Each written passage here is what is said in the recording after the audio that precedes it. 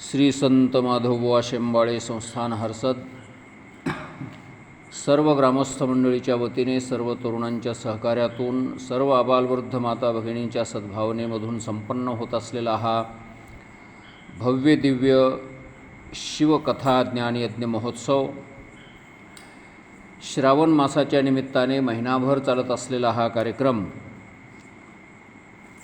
आणि या कार्यक्रमामध्ये सुंदर अशा प्रकारे शिवकथा आपण श्रवण करत आहोत। कालच्या कथेमध्ये आपण त्रिपुरासुराच्या वधाची कथा श्रवण केली आणि त्यानंतर सनत कुमारांनी व्यास महाराजांना सांगायला सुरुवात केली की हे सनत कुमार, हे व्यास महाराज, अजूनही ज्या ज्या सुंदर सुंदर अशा प्रकारच्या कथा चरित्र भगवान शंकराचं आहे, परमपावन अशा प्रकारचं चरित्र आहे, पापनाशक असं जे चरित्र आहे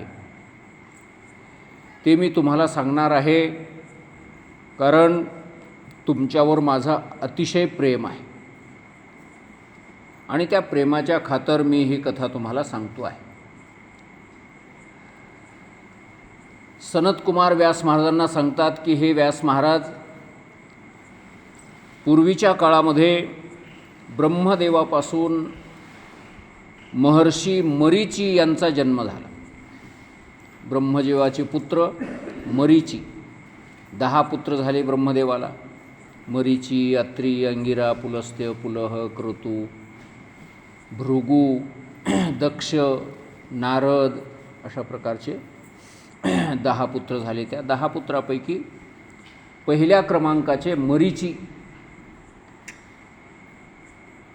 त्या मरीचींना कश्यप नावाचा मुलगा झाला। हे कश्यपही फार मोठे ऋषी आणि या कश्यपाच्या वर्तनावर, त्यांच्या ज्ञानावर प्रसन्न होऊन दक्ष प्रजापतीने आपल्या 13 मुली कश्यपाला दिल्या। 13 मुलींच्या बरोबर कश्यपाचा विवाह केला। अशा प्रकारे पाठीमागं आपण कथा ऐकलेली आहे। 13 धर्माला दिल्या, 13 कश्यपाला दिल्या, 4 धर्माला दिल्या, 1 अग्नीला दिली, 1 भगवान शंकराला सती नावाची दिली। अशा प्रकारची आपण कथा मागं ऐकलेली आहे। या 13 पत्न्यांच्यापैकी दनू नावाची एक पत्नी होती त्यांची। या 13 पासूनही या सृष्टीमध्ये खूप प्रजा निर्माण झाली। जे जे काही प्राणीमात्र तुम्हाला आम्हाला दिसतात, जे जे पशुपक्षी आपल्याला दिसतात, ते सर्वच्या सर्व या कश्यपाचेच संतान आहेत। या कश्यपापासूनच त्यांची उत्पत्ती झालेली आहे। सर्पांची उत्पत्ती, गरुडाची उत्पत्ती, सगळ्याची उत्पत्ती कश्यपापासून झालेली आहे, अशा प्रकारचं वर्णन आहे। आणि म्हणून जर समजा कोण्या लग्न कार्यामध्ये किंवा कोण्या एखाद्या पूजा अर्चा करत असताना ज्या ठिकाणी आपलं गोत्र सांगावं लागतं आहे, त्या ठिकाणी जर आपलं गोत्र आपल्याला ध्यानात नसेल, सांगता येत नसेल, माहितीच नसेल, तर कश्यप गोत्र सांगतात, कारण कश्यप सगळ्याचाच बाप आहे। कश्यप गोत्र सांगितलं की सगळे गोत्र त्याच्यामध्ये येऊन गेले, जसं हत्ती के पाव में सबके पाव। तर अशा प्रकारचे कश्यप हे एक महान ऋषी, त्यांच्या 13 पत्न्यांच्यापैकी दनू नावाची एक पत्नी आहे आणि त्या दनूपासून अनेक महाबलवान अशा प्रकारचे पुत्र त्या कश्यपांना झाले। त्यांचे नावं जर सांगायचं ठरलं तर आपल्याला वेळही पुरे पडणार नाही आणि आपली बुद्धीही पुरे पडणार नाही। आणि त्या सर्व पुत्रांच्यापैकी एक पुत्र होता विप्रचित्ती, त्याचं नाव होतं। आणि हा विप्रचित्ती भगवान विष्णूचा मोठा भक्त होता, मोठा धार्मिक होता, सज्जन होता, स्वतः मोठा वीर होता आणि तो समर्थ अशा प्रकारचा राजा होता. पण ह्या सगळ्या गोष्टी असूनही एका गोष्टीची उणीव त्याच्याकडे होती, म्हणजे त्याला पुत्र नव्हता, पोरगं नव्हतं. आणि जर पोरगं नसेल तर बाकी सगळ्या गोष्टी असूनही माणसाला काही त्याच्यात स्वारस्य वाटत नाही. जसं दशरथ राजाचंही सांगतात की दशरथ राजाला सर्व संपत्ती होती, काही कमी नव्हतं कोण्या गोष्टीची. इंद्रदेवाला सुद्धा कधी कधी तो मदत करायला जायचा, एवढा सामर्थ्यशाली राजा दशरथ राजा. पण एका गोष्टीचं दुःख त्याला होतं की पुत्र नाही. पुत्रहीनस्य मे राज्यम सर्वं दुःखाय कल्पते, असं त्या दशरथ राजानं म्हटलेलं आहे. तसंच या विप्रचित्ती नावाच्या दानवाची ही कथा आहे. पुत्र नसल्यामुळे तो अतिशय दुःखी आहे. आणि मग काय करावं, तर आपण तपश्चर्या करावी, देवाची कोणी आराधना करावी. आणि म्हणून तो भगवान विष्णूची तपश्चर्या करायला लागला. पुष्कर क्षेत्रामध्ये जाऊन त्याने तपश्चर्या करायला सुरुवात केली.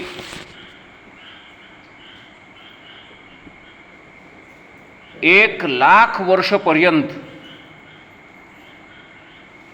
त्यानं मन लावून सुदृढ अशा प्रकारचं आसन निर्माण करून भगवान कृष्ण परमात्म्याच्या नावाचा जप करायला सुरुवात केली. भगवान विष्णूच्या नामाचा जप करायला सुरुवात केला. आणि असे 1,00,000 वर्ष निघून गेल्याच्या नंतर त्याच्यासमोर प्रत्यक्ष भगवान विष्णू प्रगट झाले. आणि भगवान विष्णू प्रगट झाल्याच्या नंतर भगवान विष्णूने असं सांगतात की त्याच्या तपश्चर्येचं एवढं तेज वाढलं की त्या तपश्चर्येच्या तेजामुळे सगळं जग संतप्त व्हायला लागलं. अशी गरमी निर्माण झाली सगळ्या विश्वामध्ये, जगामध्ये. पण लोकांना कळना की ही गरमी का व्हायली अशी, याचं काय कारण आहे. आणि सगळे देवलोक ऋषीमुनी सर्वच्या सर्व संतप्त झालेले ब्रह्मदेवाकडे गेले.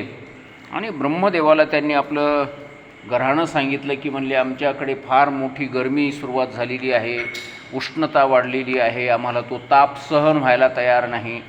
काय कारण आहे ते कारण आम्हाला काही कळायला तयार नाही. त्यावेळेस ब्रह्मदेवाने सांगितलं की बुवा त्याचं कारण मलाही काही माहिती नाही, आपण भगवान विष्णूकडे जाऊया. आणि मग ब्रह्मदेव, इंद्रदेव, सगळे ऋषीमुनी, बाकीचे इतर सर्व देव मिळून सर्वच्या सर्व भगवान विष्णूकडे गेले. भगवान विष्णूला नमस्कार केला, त्यांची स्तुती केली. आणि स्तुती केल्याच्या नंतर भगवान विष्णू प्रगट झाले त्यांच्यासमोर. आणि भगवान विष्णूच्या समोर या सगळ्या देवांनी आपलं घराणं सांगितलं की म्हणले जगामध्ये आज एवढा ताप निर्माण झालेला आहे, एवढी गरमी निर्माण झालेली आहे, कशामुळं झाली हे आम्हाला काही कळायला तयार नाही, पण जिवंत राहणंसुद्धा फार मुश्किलीचं झालं आहे. त्याचं काय कारण आहे कृपा करून आपण आम्हाला सांगावं आणि त्याच्यावरचा उपायसुद्धा आम्हाला सांगावा. त्यावेळेस भगवान विष्णू हसले आणि म्हणायला लागले, हे पहा, चिंता करण्यासारखं काही कारण नाही. आणि तो विप्रचित्ती नावाचा जो दानव आहे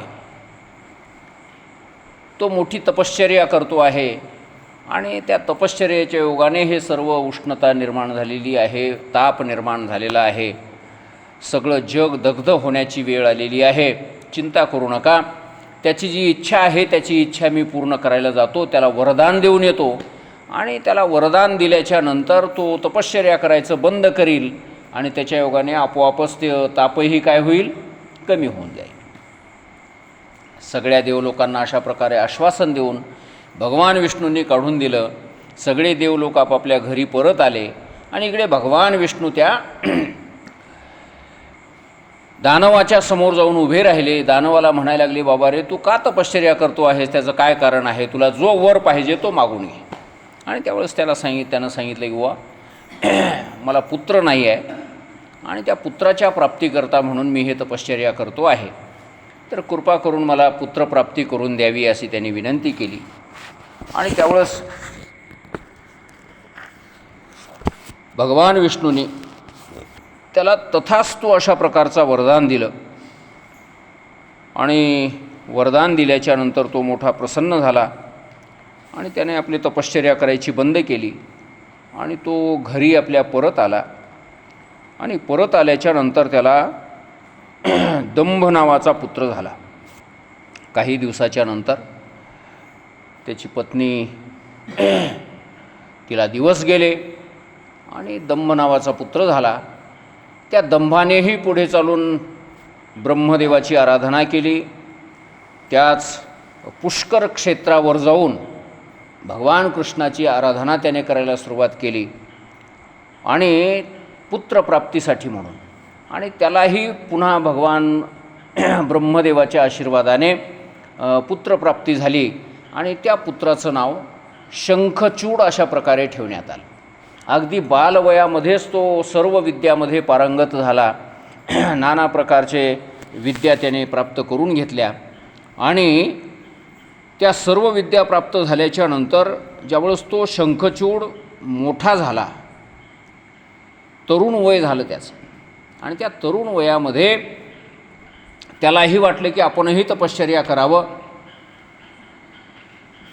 देवाला प्रसन्न करून घ्यावं आणि अनेक प्रकारचे वरदानं मिळवावेत, सर्व शक्ती संपन्न आपण व्हावं अशी मनामध्ये इच्छा निर्माण झाल्यामुळे तोही त्याच ठिकाणी पुष्कर क्षेत्रावर तपश्चर्या करायला गेला आणि तो भगवान कृष्ण परमात्म्याच्या नामाचा जप करायला लागला. आणि त्याला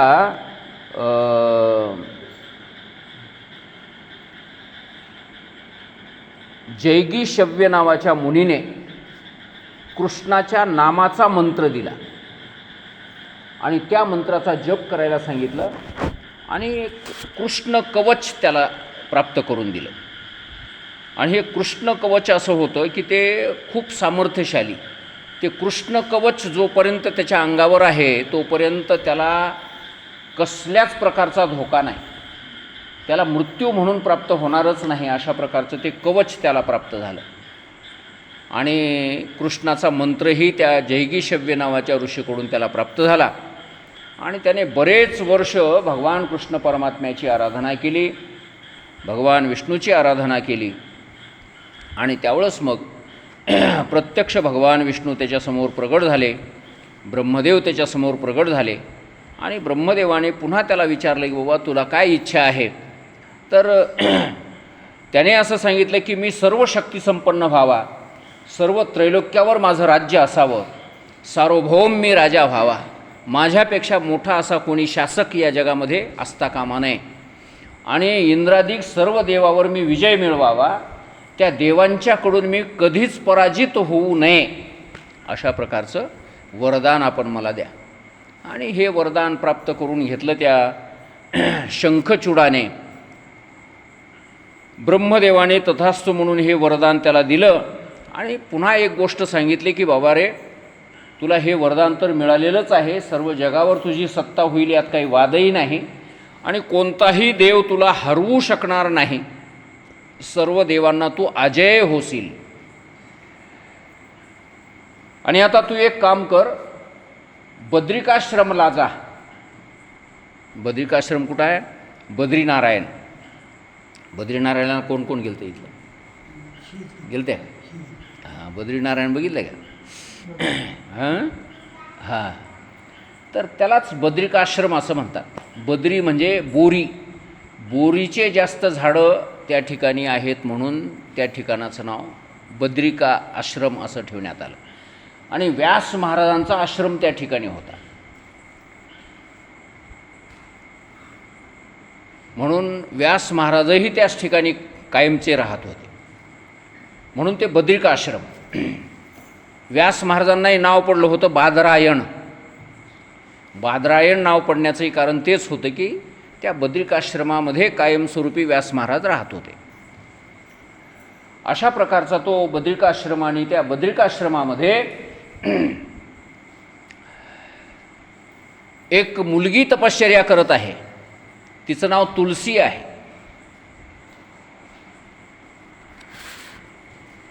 आणि धर्मध्वज नावाचा तिचा बाप, धर्मध्वजाची ती पुत्री आहे, कन्या आहे, आणि ती तपश्चर्या करत बसलेली आहे. तू तिच्याजवळ जावं आणि तिच्याबरोबर गांधर्व पद्धतीनं विवाह करावा आणि तिच्याबरोबर लग्न करून तिला घेऊन आपल्या घरला तू परत ये आणि नंतर तू सार्वभौम अशा प्रकारचा राजा होशील, असं ब्रह्मदेवाने त्या शंखचूडाला सांगितलं. ब्रह्मदेवाच्या आज्ञेप्रमाणे तो शंखचूड बद्रिकाश्रमाला गेला. बद्रिकाश्रमामध्ये गेल्याच्यानंतर पाहिलं तिथं एकच मुलगी सुंदर आहे, तरुण आहे, सर्व अंगाने परिपूर्ण अशा प्रकारची आहे, कोण्या गोष्टीची कमी तिच्या शरीरामध्ये नाही, पण ती तपश्चर्या करत आहे असं पाहिलं. तिच्याजवळ हा शंखचूड नावाचा राजा गेला आणि तिला म्हणायला लागला की हे देवी, हे सुंदरी, तू कोण आहेस, तू कोणाची मुलगी आहेस आणि या ठिकाणी अशा प्रकारची ही खडतर भयंकर तपश्चर्या का करत आहेस, काय उद्देश आहे, याच्या पाठीमागलचं रहस्य काय आहे ते मला तू सांगावं. आणि त्यावेळेस शंखचूडाचं हे अशा प्रकारचं वचन ऐकल्याच्यानंतर ती तुलसी नावाची मुलगी शंखचूडाला म्हणायला लागली की हे पहा, तुम्ही कोण आहात मला माहिती नाही, मी धर्मध्वजाची मुलगी आहे, तपस्विनी आहे आणि या ठिकाणी तप करण्याकरता म्हणून या तपोवनामध्ये मी आलेली आहे आणि तुम्हीसुद्धा इथं न थांबता तुम्हाला ज्या ठिकाणी जायचं असेल त्या ठिकाणी तुम्ही निघून जावं, कारण एकांत स्थळामध्ये परस्त्रीबरोबर कोण्याही शहाण्या पुरुषाने अशा प्रकारचं बोलणं योग्य नाही, कारण मी तपस्विनी आहे आणि स्त्री ही माणसाला घात करणारी अशा प्रकारची वस्तू आहे. म्हणून स्त्रियांचा संग हा परस्त्रीचा संग कदापि माणसाने करू नये, एकांतातही करू नये, लोकांतातही करू नये आणि एकांतातही करू नये अशा प्रकारचं शास्त्र आहे. कारण स्त्री ही मायारूपिणी आहे, स्त्री ही परस्त्री ही विषाप्रमाणे आहे असं सांगितलं आहे, परस्त्री ही निंदनीय आहे असं सांगितलेलं आहे, अनेक प्रकारचे दोष उत्पन्न करणारी आहे आणि विचारशील माणसाला ती एक प्रकारच्या साखळीप्रमाणे बांधून टाकण्याला कारणीभूत आहे. अशा प्रकारे स्त्रीच्या ठिकाणी अनेक प्रकारचे दोष शास्त्राने सांगितलेले आहेत आणि म्हणून तुम्ही माझ्याबरोबर वार्तालाप करू नका, मला तपश्चर्या करायची आहे आणि तुम्ही आपल्या मार्गाने निघून जा. अशा प्रकारची ती तुलसी नावाची स्त्री बोलायला लागली या शंखचूडला. या शंखचूडाने तिचं ते बोलणं ऐकल्याच्या नंतर तिला प्रत्युत्तर द्यायला सुरुवात केली की म्हणले, हे देवी, तू जे काही आत्ता मला बोललेली आहेस हे खरं आहे, पण अर्ध खरं आहे, सगळं खरं नाही. सगळ्याच स्त्रिया तू म्हणतेस त्याप्रमाणे वाईटही नसतात आणि सगळ्याच स्त्रिया चांगल्यासुद्धा नसतात. त्याचप्रमाणे सगळे पुरुषही वाईट नसतात आणि सगळे पुरुषही चांगले नसतात. माझ्यासारखा एखादा सज्जन परस्त्रीकडे मातेप्रमाणे बहिणीप्रमाणे पाहणारा असाही पुरुष असू शकतो आणि तुझ्यासारखी एखादी स्त्री पतिव्रतासुद्धा असू शकते. सगळ्याच वाईट असतात असं मला म्हणायचं नाही. तू म्हणतेस की नाही ती विषाप्रमाणे असते, निंदनीय आहे, सगळ्याच बाया अशा आता काय नाही. आणि म्हणून तुझं हे म्हणणं काय आहे, अर्ध सत्य आहे. मी कामाच्या अधीन न जाणारा अशा प्रकारचा मी सुद्धा तपस्वी आहे, मी सुद्धा एक राजा आहे. मीही ब्रह्मदेवाची तपश्चर्या केलेली आहे. ब्रह्मदेवाने मला अनेक वरदान दिलेले आहेत. या त्रिभुवनामध्ये माझं नाव ऐकल्याबरोबर सगळे देवलोकसुद्धा थरथर कापतात. अशा प्रकारची धास्ती या देवलोकांच्या मध्ये निर्माण करणारा मी एक शूर आहे, एक राजा आहे. माझं नाव शंखचूड आहे. दंभ नावाच्या मोठ्या शूरवीर दानवाचा मी पुत्र आहे. भगवान कृष्ण परमात्म्याचा भक्त आहे. ब्रह्मदेवाच्या आज्ञेनुसार मी तुझ्याकडे आलेलो आहे, माझ्या मनाने मी तुझ्याकडे आलेलो नाही. आणि ब्रह्मदेवाने मला सांगितलं आहे की तू हिच्याबरोबर गांधर्व पद्धतीने विवाह करावा आणि तिला पत्नी बनवून आपल्या घराला घेऊन जावं, असं ब्रह्मदेवाने मला सांगितलं.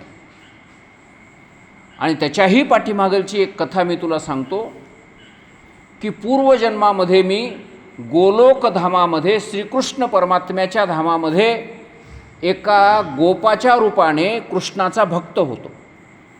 पण माझ्याकडून काही चूक झाल्यामुळे, अपराध घडल्यामुळे कृष्णाची प्रिय असलेली जी राधाराणी, त्या राधेनं मला शाप दिला की तू दानव योनीमध्ये जन्म घेशील. आणि तिच्या त्या शापामुळे मला या दानव योनीमध्ये जन्म प्राप्त झालेला आहे. आणि पुन्हा त्याच राधाराणीच्या उशापामुळे मला हे पूर्वजन्मातली आठवणसुद्धा आहे.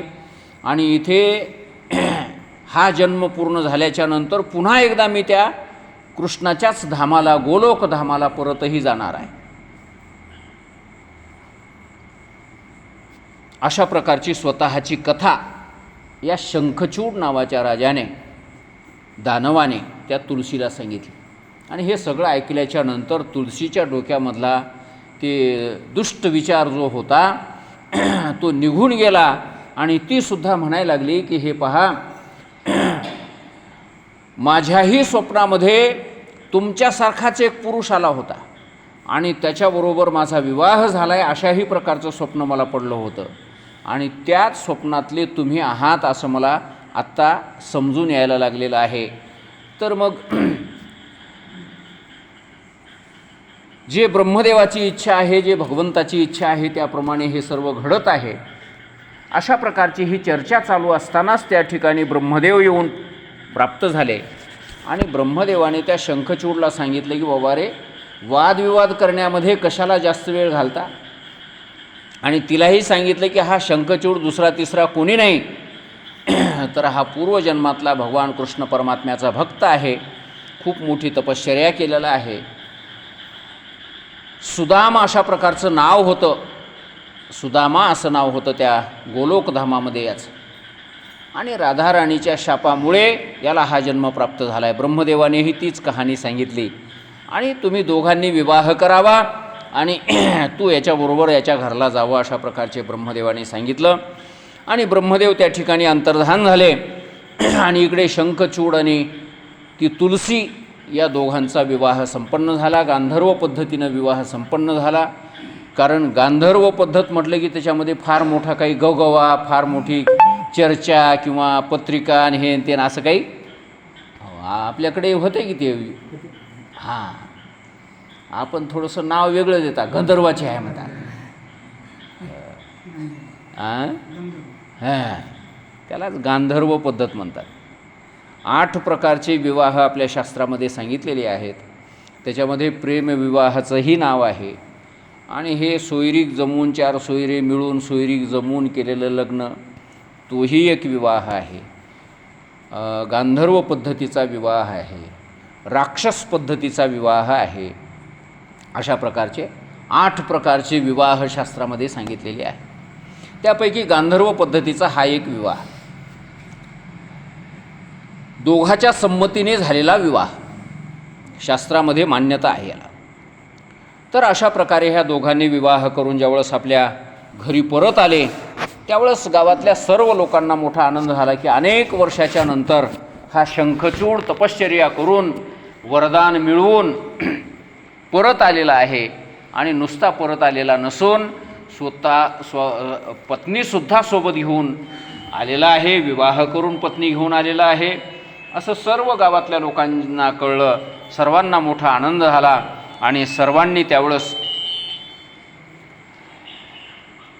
सर्व दैत्यांचे गुरु असलेले शुक्राचार्य, त्या शुक्राचार्यांना मोठ्या मानासन्मानाने त्या ठिकाणी बोलवण्यात आलं. वाद्य वाजवीत गजर करत शुक्राचार्यांना आणलं, त्यांची पूजा वगैरे केली. आणि शुक्राचार्यांच्या सल्ल्याप्रमाणे या शंखचूडाला त्या पृथ्वीचा राजा म्हणून घोषित करण्यात आलं. त्याच्यावर राज्याभिषेक वगैरे करण्यात आला. आणि राज्य त्याला प्राप्त झाल्याच्या नंतर अजूनच तो शोभायमान दिसायला लागला. कारण वरचीवर त्याचा काय व्हायला लागलेला आहे, काय म्हणतात त्याला, प्रगती किंवा त्याचा उत्कर्ष व्हायला लागलेला आहे. आणि त्या उत्कर्षाच्या योगाने आनंदामध्ये भरच पडत चाललेली आहे. आणि अशा प्रकारे तो मोठ्या उत्कर्षाला प्राप्त झाला. आणि मग त्याने राजा झाल्याबरोबर लगेच देव लोकांच्यावर आक्रमण करायचं ठरवलं. स्वर्ग जिंकायचं आहे म्हणजे आपल्याला. होय, हे पृथ्वी तर माझ्या ताब्यात आहेच आहे, पण आता आपल्याला काय जिंकायचं आहे? स्वर्ग जिंकायचं आहे. स्वर्गातल्या देवांना स्वर्गातून पळवून लावायचं आहे आणि त्या स्वर्गाचा राजा आपण व्हायचं आहे. या सगळ्या सृष्टीवर आपला कब्जा असला पाहिजे. सूर्यावर आपला अधिकार असला पाहिजे, चंद्रावर आपला अधिकार असला पाहिजे, या पृथ्वीवर तर आपला अधिकार आहेच आहे. पर्जन्यावर आपला अधिकार असला पाहिजे, वायूवर वाऱ्यावर आपला अधिकार असला पाहिजे. अशा प्रकारे सर्व ठिकाणी आपला अधिकार असला पाहिजे असा विचार करून त्या दानवाने स्वर्गावर आक्रमण केलं. आणि स्वर्गातले इंद्रादिक देव तो आपल्यावर आक्रमण करून यायला लागलेला आहे असं पाहिल्याबरोबर महाराज भयभीत झाले. अनेक देव लोकांना पळून जावं लागलं, कित्येकांना मारलं या दानवाने. आणि बरेचसे उरले सुरलेले देवलोक पळून गेले. कोण्या पर्वताच्या दरीखोऱ्यामध्ये जाऊन, कोण्या गुहेमध्ये जाऊन लपून बसायला लागले. असे हजारो वर्ष गेले. स्वर्गाचा राजा झाला हा कोण? शंखचूड स्वर्गाचा राजा झाला. स्वर्गातले सगळे अधिकार याच्या ताब्यात आले. आणि गंमत अशी झाली की याने म्हणेल तेव्हा पाऊस पडावा, याने म्हणेल त्याप्रमाणे वारं वाहावं, याने म्हणेल त्याप्रमाणे सूर्याने उष्णता वगैरे द्यावी. असं सांगतात की त्याच्या राज्याच्या काळामध्ये सगळं व्यवस्थित चाललेलं होतं. सगळ्या रोगराया समाप्त झाल्या. कोणीच रोगी माणूस बघायला मिळेना. आधी व्याधी सगळ्या समाप्त होऊन गेल्या. सगळे लोक पूर्ण आयुष्य जीवन जगूनच मरायचे. असा मध्यंतरीन अलीकड पलीकड ॲक्सिडेंट होऊन, झटका येऊन एकही माणूस मरायचा नाही. पूर्ण आयुष्य जगूनच सगळी माणसं मरायला लागली. त्याचबरोबर या पृथ्वीमध्ये नांगर न हाणता, पेरणी न करता, कुठल्याच प्रकारचे कष्ट न करता जमीन पीक द्यायला लागली. आपोआप जमिनीमधून पिकं बाहेर पडायला लागली. आणि जेवढे पाहिजे तेवढं पीक, जे पाहिजे ते या लोकांना मिळायला लागलं. 12ही महिने झाडांना फळं लागायला लागली. 12ही महिने नद्यांना शुद्ध निर्मळ स्वच्छ अशा प्रकारचं पाणी वाहायला लागलं. राजा जर चांगला झाला तर अशा ह्या सगळ्या गोष्टी घडतात बरं काय. रामाचा राज्याच्या काळातही असं होत होतं. झाले रामराज्ये काय उणे आम्हासी, धरणी धरे पीक गायी ओळल्या म्हैसी. धरणी आपोआप पीक द्यायची. मग या आता जमिनीला आपल्याला नांगरावं लागतं आहे, त्याला पाळ्या घालावं लागतात, त्याला पेरावं लागतं आहे, कोळपावं लागतं आहे, निंदावं लागतं आहे. तरी पण आपल्या मनासारखं काही येईच ना. जरी आलं इकून तिकून त्याला भाव काही लागच ना. अशा अनेक अडचणी आपल्यामध्ये. आणि रामराज्यामध्ये अशी कुठलीच अडचण नव्हती महाराज. गायी भरपूर दूध द्यायच्या, पाऊस वेळेवर पडायचा, जितका पाहिजे तितकाच पडायचा. उन्हाळ्यामध्ये ऊन सुद्धा जेवढं पाहिजे तेवढं पडायचं. अशा प्रकारे सगळं व्यवस्थित विश्व चाललेलं आहे. सगळे लोक, सगळी प्रजा सुखी आहे, सगळे आनंदात आहेत. कुठल्या प्रकारची कमी म्हणायची, उणीव म्हणायची त्या शंखचूडाच्या राज्याच्या काळामध्ये पाहायला मिळत नव्हती. आणि अशा प्रकारे त्रिलोकावरचं तो शासन करायला लागला. चारीही वर्ण, चारीही आश्रम आपल्या आपल्या नियमाप्रमाणे वर्तन करायला लागले.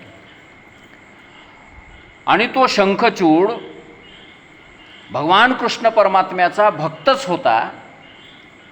आणि भगवान कृष्णाची तो भक्तीसुद्धा करायचा.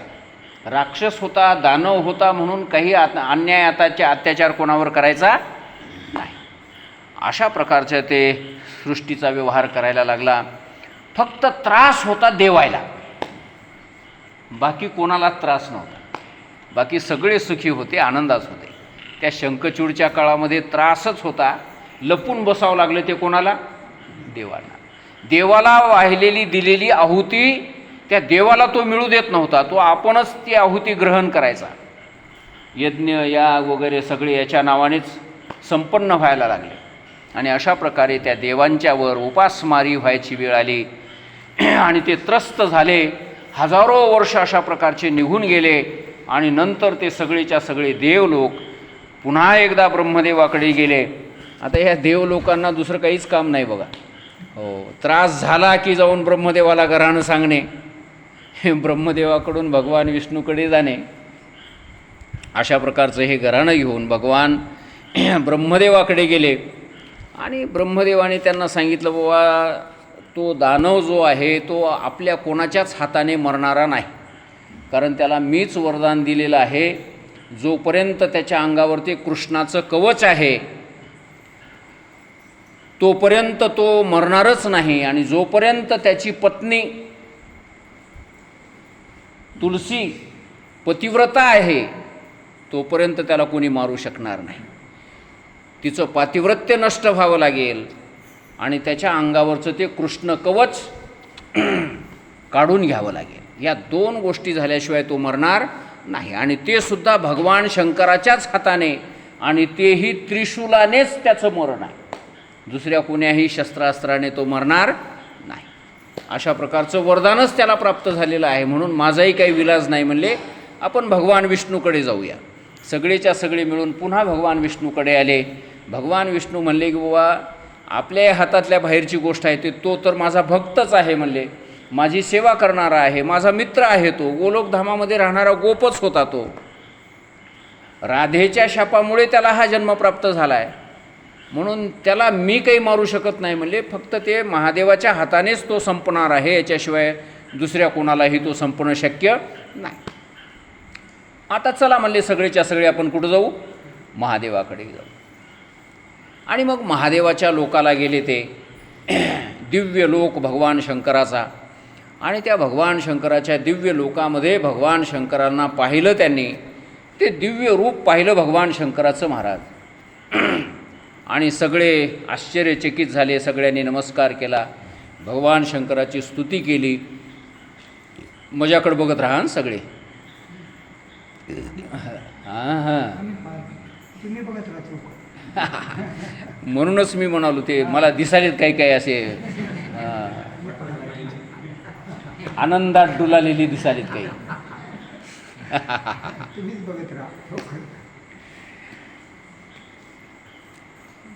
ते झोप नेमकी अशा टायमाला आल्याशिवाय राही ना बघा. बाकी आता हे आपली कथा संपल्याच्या नंतर मग गप्पा मारायला सुरुवात करा. एवढी जागा निवांत कुठंच नाही. हां घरी नाही. म्हणून झोप येते की नाही. ते रामायणामध्ये कथा आलेली आहे. कुंभकर्णाला मारलं रामानं आणि त्यावेळेस त्याची बायको विधवा झाली म्हणून. त्याची बायको कोण? झोप, निद्रा. ती विधवा झाली आणि त्यावेळेस रामाकडे गेली आणि रामाला म्हणू लागली, आता माझी काय वाट आहे? ते म्हणले, आता तुझी काय वाट आहे? जिथं कीर्तन भजन चालू असेल तिथं जात जाय, कीर्तन भजन ऐकच आहे, आता काय वाट आहे? आणि ती बी बिचारी येते मग इथं. आणि ती आल्याच्या नंतर इथं बसलेल्या लोकांना ऐकू देईना. कोणाच्या तरी येऊन मानगुटीवर बसते. असो. तर भगवान विष्णू सर्वच्या सर्व देव मिळून महादेवाकडे गेले. महादेवाचं ते दिव्य रूप पाहिलं. दिव्य रूप पाहिल्याबरोबर सर्वांना मोठा आनंद झाला आणि महादेवाची स्तुती करून नमस्कार केला. आणि महादेव डोळे उघडून यांच्याकडे बघायला लागले आणि म्हणायला लागले की हे विष्णू, हे ब्रह्मदेवा, तुम्ही माझ्याकडे का आलात याचं उत्तर मला माहिती आहे. शंखचूड नावाच्या दैत्याने सगळ्या देवांना त्रास दिलेला आहे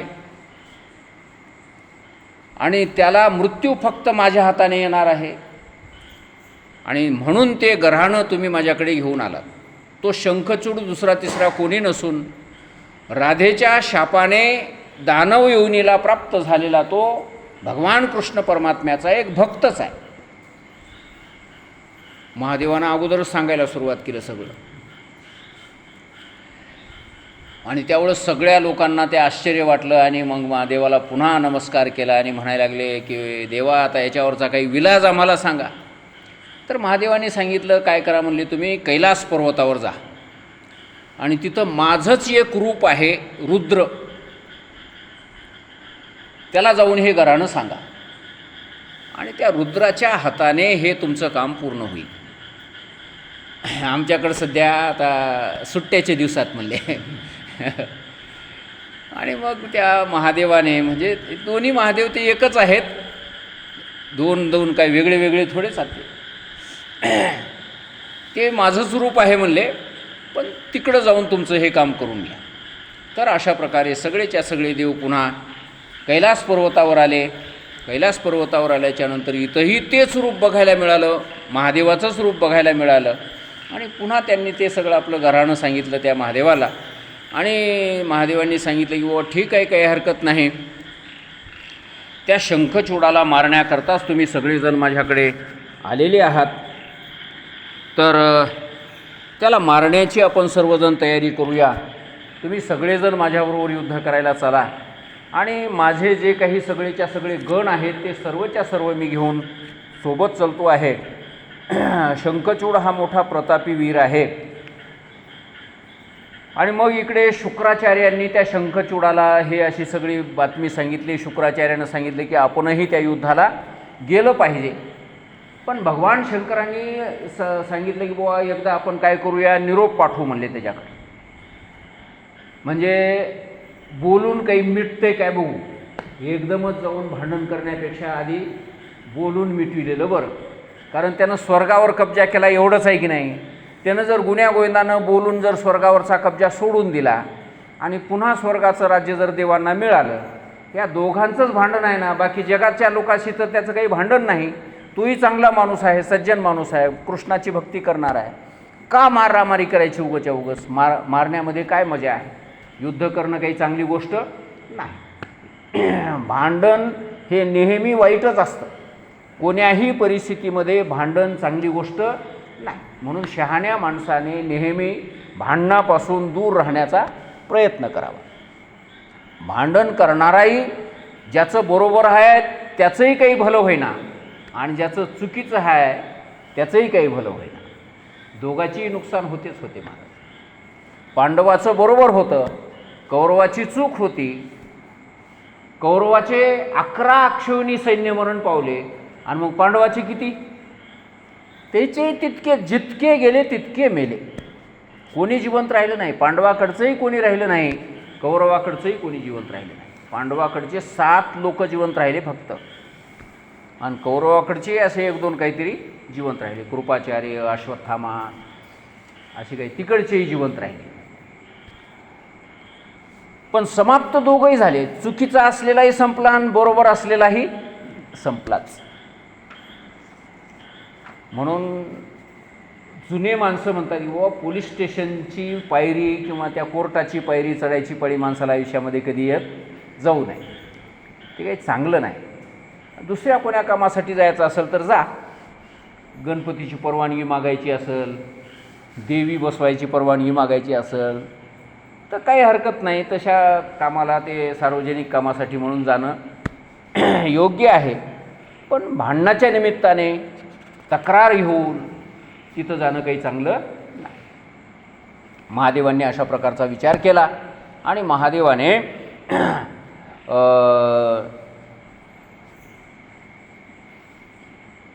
आपला एक दूत पाठवला. त्या दूताचं नाव चित्ररथ अशा प्रकारचं त्या दूताचं नाव आहे. आणि त्या दूताला पाठवलं आणि सांगितलं की बाबा त्याला भांडण करू नको म्हणावं आणि हे स्वर्गावरचं राज्य सोडून दे म्हणावं. त्याचं त्याला राज्य मिळू दे. मग त्या चित्ररथाने जाऊन सांगितलं की बाबा महादेवाकडून आलेलो आहे, महादेवाने असा असा निरोप पाठवलेला आहे आणि त्याचं तू ऐकणं आवश्यक आहे, तुझ्या हिताचं आहे, सगळ्याच्याच हिताचं आहे. आणि तू स्वर्गाचं तेवढं राज्य सोडून दे, देव लोकांना पुन्हा स्वर्ग देऊन टाक त्याचं त्याला, आणि तू या पृथ्वीवरचा सम्राट राजा होऊन राहा ना, काय अडचण आहे. त्यामुळे शंखचूडानं सांगितलं मी युद्धाशिवाय स्वर्ग सोडणारच नाही. कोणाकोणाला युद्ध करायला यायचं ते या म्हणावं,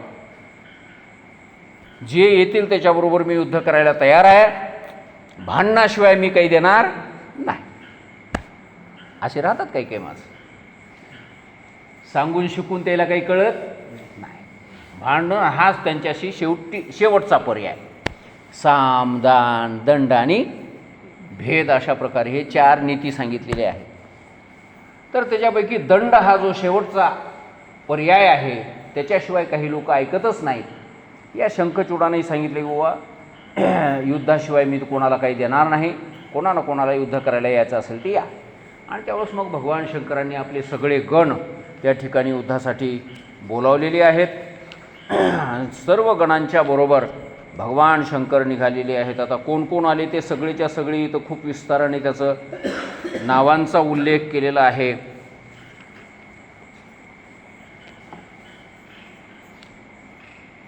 आता सगळेच्या सगळे सांगणं आपल्यालाही काही शक्य होणार नाही. ते महादेवाचे गण होते म्हणून ते वीरभद्र, नंदी, महाकाल, सुभद्रक, विशालाक्ष, बाण, पिंगलाक्ष, विकंपन, विरूप, विकृती, मणिभद्र, बाष्कल, कपिल, दीर्घदंष्ट्र, विकार, ताम्रलोचन, बाबा असे खूप मोठी यादीच्या यादी आहे. आणि नुसते हे शिवगण पुरुषच आले होते त्या युद्धामध्ये असं नाही, तर महादेवाबरोबर महेश्वरी देवीसुद्धा, भद्रकाली नावाची, तीसुद्धा आलेली होती. आणि तिने आपल्याबरोबर अनेक प्रकारच्या त्या देवींना सोबत घेतलेलं होतं. या भद्रकालीला 1000 हात होते म्हणून, आणि त्या 1000 हातामध्ये तिने अनेक प्रकारचे अस्त्र धारण केलेले होते, शस्त्र धारण केलेले होते. शंख, चक्र, गदा, पद्म, ढाल, तलवार, धनुष्य, बाण, त्रिशूळ, शक्ती, मुद्गल, मुसळ, वज्र, खड्ग, वैष्णवास्त्र, वारुणास्त्र, वायव्यास्त्र, नागपाश, नारायणास्त्र, गंधर्वास्त्र, ब्रह्मास्त्र, गरुडास्त्र, पर्जन्यास्त्र, पाशुपतास्त्र, बाबा असे अनेक प्रकारचे 1000 हातामध्ये 1000 आयुध तिनं धारण केलेले होते. लाल रंगाचं तिनं आपलं लुगडं नेसलेलं होतं, केस मोकळे सोडलेले होते, जीभ तिची रक्ताने लाल अशी माखल्यासारखी दिसत होती. एका हातामध्ये तिनं खापरही घेतलेलं होतं, भलं मोठंच्या मोठं, किती योजन विस्तार होता म्हणून त्या हातातल्या खापराचा. तर अशा प्रकारे हे सगळं भयंकर अशा प्रकारचं रूप धारण करून या सर्व देव्यासुद्धा, भद्रकाली देवीसुद्धा अनेक देव्यांच्या बरोबर त्या युद्धामध्ये सहभागी झालेली आहे. आणि त्यांच्यामध्ये मग युद्ध व्हायला सुरुवात झाली.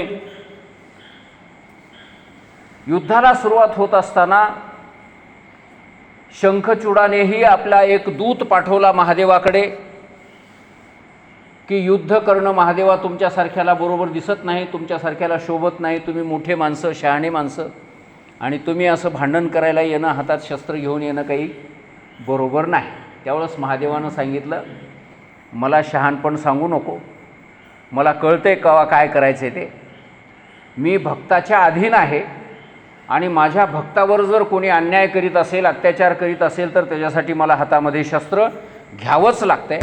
आतापर्यंत अनेक राक्षसांना मी मारलेलं आहे माझ्या भक्तांच्या संरक्षणासाठी म्हणून मी नेहमी माझ्या भक्ताच्या अधीन आहे. आणि सगळे देवलोक माझ्याकडे घराणं घेऊन आलेले होते, आणि म्हणून त्यांच्या घराण्याकरता मला त्यांच्या बाजूने युद्ध करायला लागणारच आहे.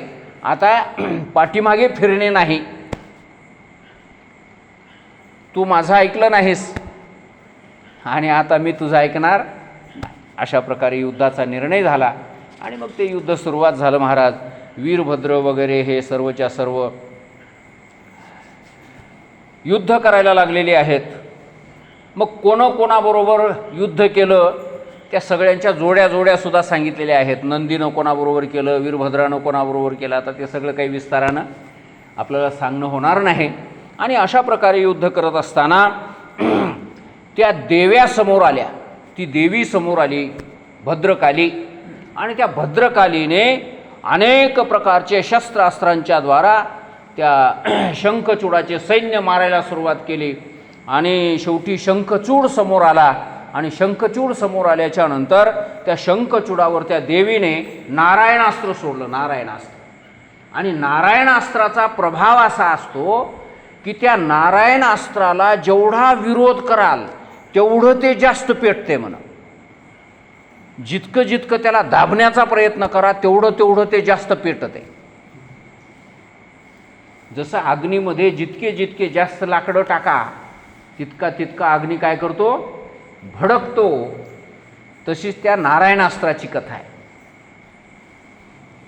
शंखचूडाला माहिती होतं की या नारायणास्त्राचं काय करावं लागतं, आणि त्या नारायणास्त्राच्या समोर शरण जावं लागते म्हणून हेच एक पर्याय.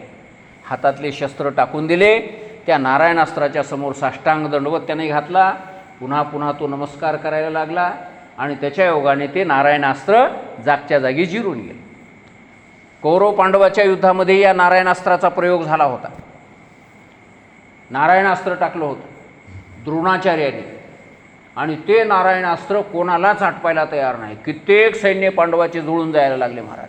जे सैन्य त्या नारायणास्त्राला विरोध करायला गेले ते जळून खाक व्हायला लागले. शेवटी भीमदादा गेले त्या नारायणास्त्राला संपवण्याकरता, पण भीमदादासुद्धा जळून जाणार. कित्येक वेळेस भीमदादासुद्धा असे उलतू जमिनीवर पडले, बेहोश झाले. पुन्हा उठावं, पुन्हा त्या नारायणास्त्राबरोबर झुंज द्यावी.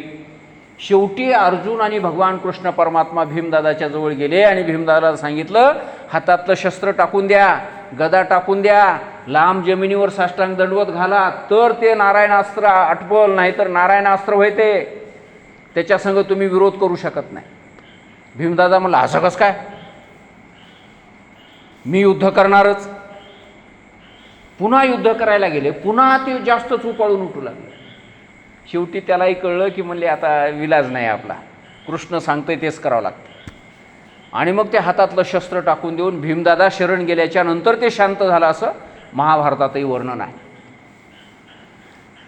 तसंच या शंखचूडाने ते शरणागती स्वीकारली त्या नारायणास्त्राच्या समोर, आणि नारायणास्त्र शांत झालं. आणि नंतर त्या देवीने अनेक अस्त्र या शंखचूडावर सोडायला सुरुवात केली. कित्येक राक्षसांना जिवंतच खाऊन टाकलं त्या देवीनं. कित्येकांचं रक्त पिलं, असे रक्ताचे पाट वाहायला लागले.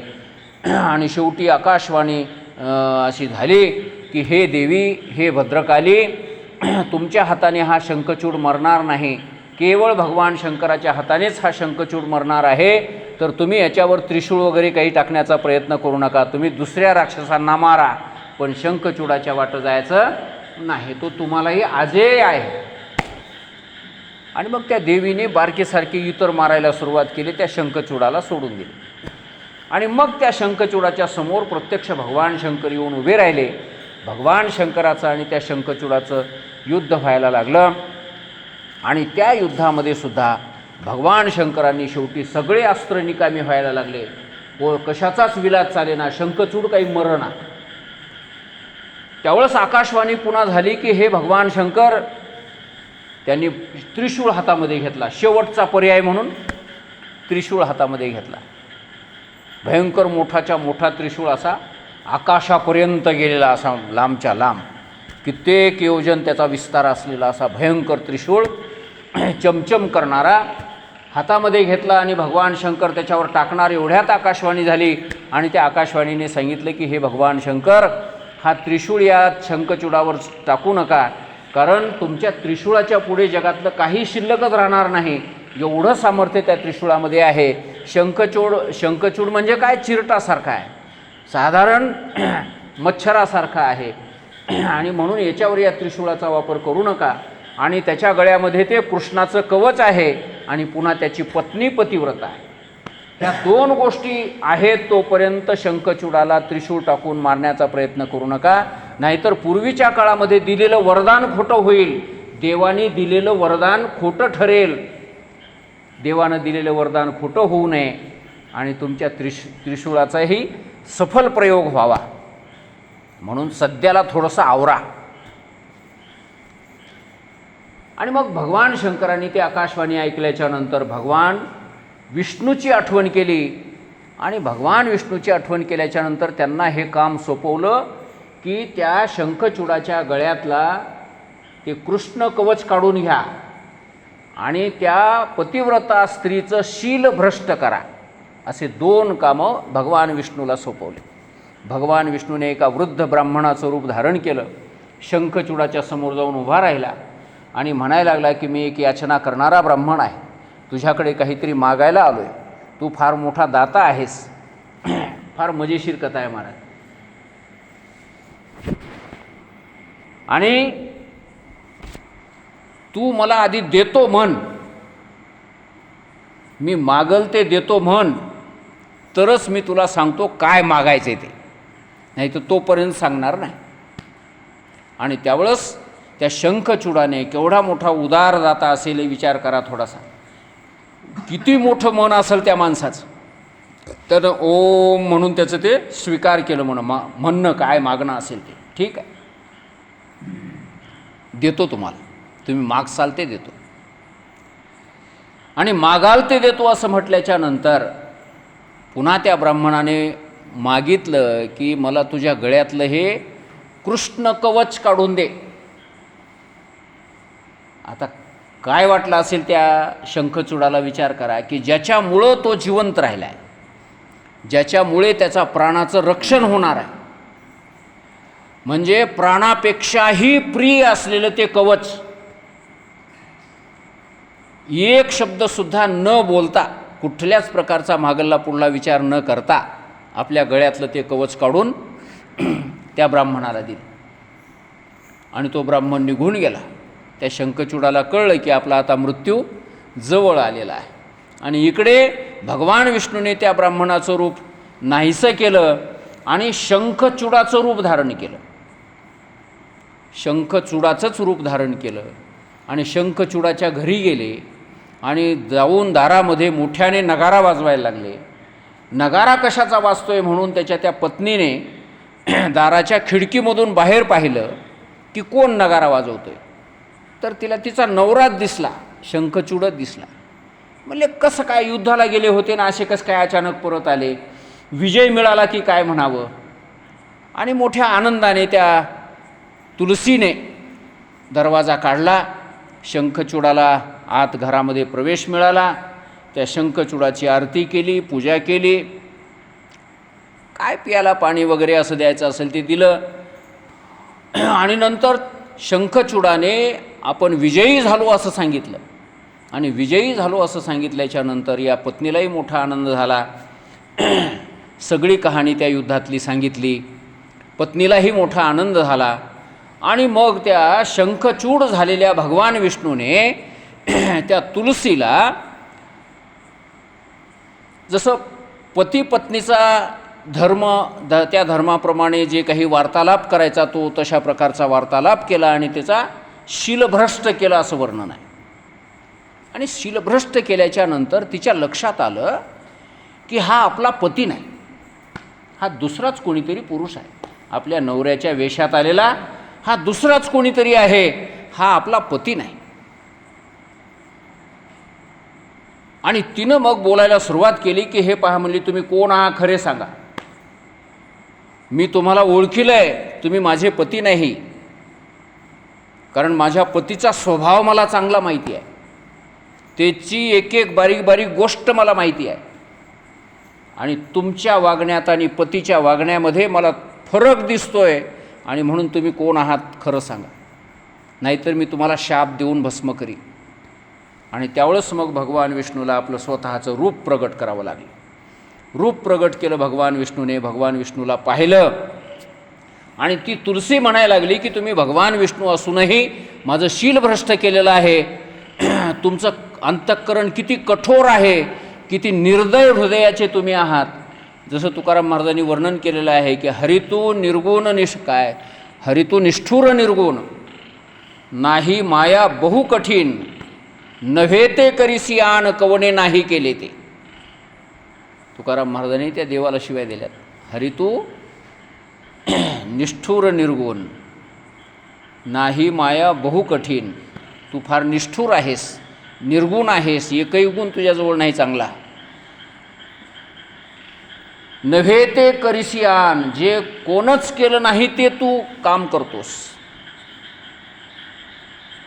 नाही माया, तुझ्या अंतःकरणामध्ये माया नावाची गोष्ट नाही, फार कठीण आहेस, म्हणले कठोर आहेस. आणि अशाच प्रकारे ती तुलसीसुद्धा त्याला भगवान विष्णूला बोलायला लागली, फार तुझं अंतःकरण कठोर आहे, निर्दय हृदयाचं आहेस, पाझर माया प्रेम नावाची गोष्ट तुझ्याजवळ पाहायला मिळत नाही. आणि म्हणून मी तुला असा शाप देते की तू सुद्धा दगडाच्या रूपाचा होशील, तुझं दगडात रूपांतर होईल, अशा प्रकारे शाप दिला.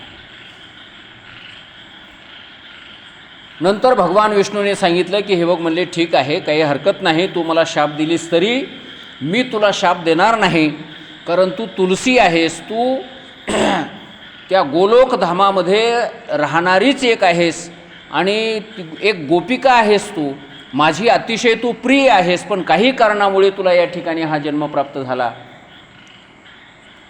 तर तू गंडकी या नदीच्या रूपाने प्रगट होशील आणि त्या गंडकी नदीमध्ये शालिग्राम या नावाने मी दगडाच्या रूपामध्ये रूपांतरित होईल. अशा प्रकारचं वरदान तिला दिलं आणि तुला वैकुंठ लोकाची प्राप्ती होईल, माझं सानिध्य प्राप्त होईल वगैरे वगैरे आशीर्वादही तिला दिले. आणि भगवान विष्णू तिथून निघून गेले, अंतर्धान झाले. इकडे भगवान विष्णू महादेवाच्या जवळ गेले. महादेवाला सांगितलं आता त्रिशूळ सोडायला हरकत नाही, कारण आपलं काम झालेलं आहे. आणि मग भगवान शंकरांनी तो त्रिशूळ त्या शंखचूडाच्या शरीराचा नेम धरून त्याच्यावर टाकला. आकाशामध्ये गरगरा फिरत तो त्रिशूळ शंखचूडाच्या शरीरावर येऊन हृदयावर येऊन आदळला. आणि त्या त्रिशूळ आहे तो भगवान शंकराचा महाराज, ते काय साधी गोष्ट आहे काय.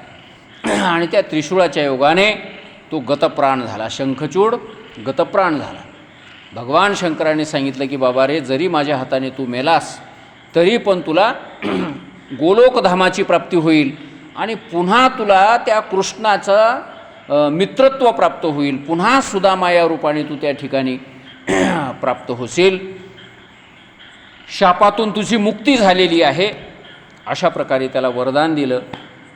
आणि भगवान शंकर आणि भगवान विष्णू पुन्हा त्या तुलसीच्या जवळ आले आणि तिलाही सांगायला लागले की तूही काही चिंता करायचं काही कारण नाही, गंडकी नदीच्या रूपाने तू त्या ठिकाणी, आजही हिमालय पर्वतावरती गंडकी नदी आपल्याला बघायला मिळते.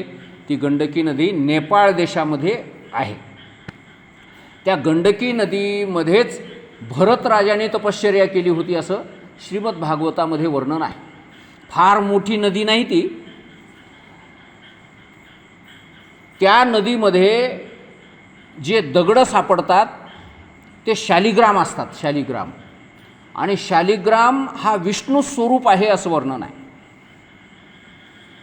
म्हणजे ते दगड, ते काही किडे असतात म्हणा, आणि ते किडे त्या दगडाच्या आत जाऊन मध्ये चक्राच्या आकाराचं त्याला स्वरूप देतात त्या दगडाला. तो शालिग्राम जर फोडून बघितला आपण असे दोन खपल्या जर त्याच्या केल्या तर याही खपलीवर असं चक्र दिसते, याही खपलीवर असं चक्र दिसायला लागते आपल्याला. फोडून बघितल्यावर समजते आपल्याला. आता बाजारामध्ये शालिग्राम म्हणून विकणारे हे खरे हात खोटे हात ते काही आपल्याला माहिती नाही. नर्मदा नदीमधले सगळेच वाळूचे खडे महादेव स्वरूप असतात असं वर्णन आहे. नर्मदा के कंकर सबही शंकर. आणि गंडकी नदीचे जे खडे आहेत, दगडं आहेत, ते सगळेच्या सगळे विष्णू स्वरूप आहे.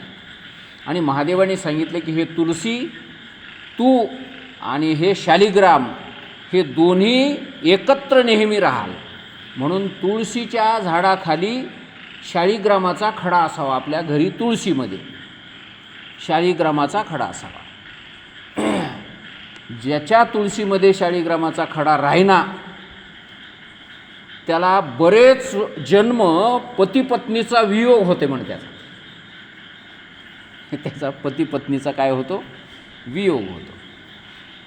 आणि मग ते शंखचूड नावाचा जो तो राक्षस होता त्याच्या हाडापासून शंख तयार करण्यात आले, शंख तयार झाले आणि ते शंखसुद्धा भगवान विष्णूला अतिशय प्रिय आहेत असं सांगितलं आहे. त्या शंखातून जर भगवान विष्णूला पाणी टाकून जर पूजा केली तर ती भगवान विष्णू अतिशय प्रसन्न होतात असं वर्णन आहे. लक्ष्मी माता आणि भगवान विष्णू शंखातून पाणी घालावं म्हणे त्यांच्यावर तर ते अतिशय प्रसन्न होतात, लवकरात लवकर प्रसन्न होतात. फक्त शंखातून पाणी घालायचं नाही महादेवाला, बाकी सगळ्या देवाला शंखाने पाणी घालून आंघोळ घातलेली चालते, फक्त महादेवाला चालत नाही. तर अशा प्रकारे शंख, तुळस आणि शालिग्राम ह्या 3 गोष्टी एका ठिकाणी असाव्यात आणि त्या तिन्हीची एकत्र पूजा करण्यात यावी. त्या ठिकाणी कोण्याही गोष्टीची कमी पडत नाही. सगळं ऐश्वर्य संपन्न अशा प्रकारे लक्ष्मी त्या घरामध्ये नांदत असते. सर्व सुखसंपन्न अशा प्रकारचं ते घर होत असतं. अशा प्रकारचं वर्णन या ठिकाणी भगवान शंकरांनी केलेलं आहे. भगवान शंकरांनी त्या तुळशीला आशीर्वाद दिला, त्या शंखचूडालाही आशीर्वाद दिला आणि त्या शंखचूडाला सांगितलं की आता तू यानंतर पुन्हा गोलोक धामाला जाशील आणि तिथून पुन्हा भगवान विष्णूचं सानिध्य तुला प्राप्त होईल, अशा प्रकारचा आशीर्वाद दिला. भगवान शंकर त्याच ठिकाणी अंतर्धान झाले, भगवान विष्णूसुद्धा त्या ठिकाणी अंतर्धान झाले आणि सर्वच्या सर्व देवलोक पुन्हा आपापल्या घरी परत गेले. स्वर्गाचं राज्य त्या देवलोकांना पुन्हा परत मिळालं आणि अशा प्रकारे सगळ्या देवलोकांचा काय झाला आनंदी आनंद झाला. आणि ही कथा या ठिकाणी पूर्ण झालेली आहे आणि या कथेबरोबरच आजची कथासुद्धा आपण पूर्ण करतो आहोत. आजची ही झालेली कथा, झालेली सेवा भगवान शंकराची आपण चरणी समर्पित करूया आणि या कथेला पूर्ण विराम देऊ. आज सर्वजण भक्तमंडळी आलेली आहेत कथाश्रवणासाठी, या सर्वांना धन्यवाद देतो आणि उद्याही पण आपण सर्वांनी अशा प्रकारे यावं अशी सर्वांना विनंती करून उद्यासुद्धा अतिशय सुंदर खूप छान अशी कथा आपल्याला ऐकायला मिळेल. सर्वांनी यावं अशी सर्वांना विनंती करतो आणि आजची सेवा समाप्त आहे. पुंडलीक वरदा हरिविठ्ठल श्री ज्ञानदेव. जय नमः पार्वतीपदे शिव हर हर महादेव. ओम नमः शिवाय. ओम